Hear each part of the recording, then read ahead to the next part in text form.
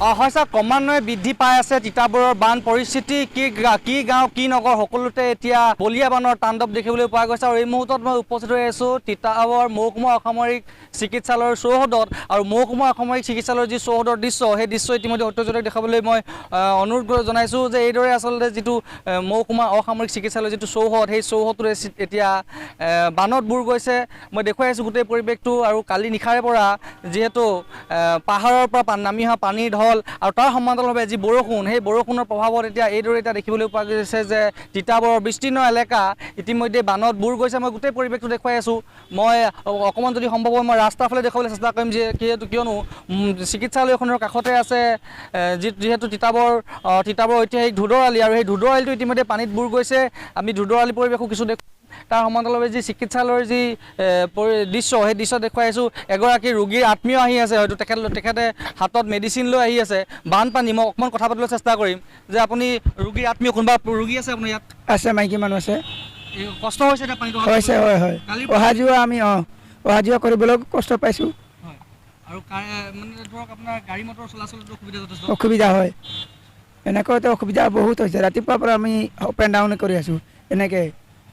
হয় হয়, যথেষ্ট অসুবিধা হৈছে। অসুবিধা হৈছে যথেষ্ট।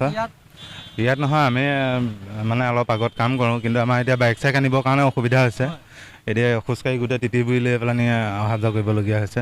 তিতাবৰত মানে এইবাৰ আমি প্ৰথম, মানে আমি জন্ম হোৱাৰ পৰাই এইবাৰ প্ৰথম আমি দেখিবলৈ পাইছোঁ এনেকুৱা বানপানী। ধন্যবাদ জনাইছোঁ। আচলতে এনেদৰে তেখেতলোকৰ যি প্ৰতিক্ৰিয়া প্ৰকাশ কৈছে যে তিতাবৰত এইবাৰ প্ৰথম এনেকুৱা পানী আচলতে পূৰ্বতে তিতাবৰত কেতিয়াও হোৱা নাই।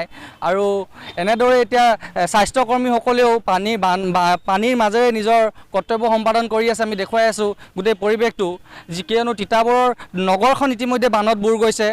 তাৰ সমান্তৰালভাৱে কেইবাটাও গাঁৱৰ অঞ্চল পানীত বুৰ গৈছে।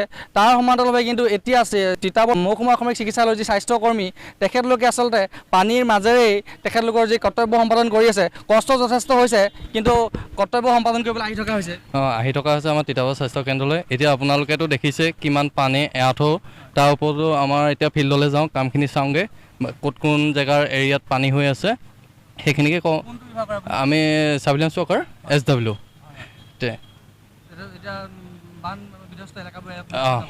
তাত আমি ক'ত ৰিলিজ কেম্প দি থোৱা আছে, সেই এলেকাসমূহক আমি খা খবৰ কৰিবলৈ যাওঁ। যিহেতু বান, তাৰ মাজতে কৰ্তব্য সম্পাদন কৰি আছে, ৰাইজৰ স্বাস্থ্য সেৱা আগবঢ়াই আছে, কি ক'ব? হয়, আমিতো কৰিবই লাগিব। আমি যিহেতু এজন স্বাস্থ্যকৰ্মী হিচাপে আমি ৰাইজক মানে স্বাস্থ্যৰ দিশত সুৰক্ষা দিয়াটো আমাৰ প্ৰথম কৰ্তব্য।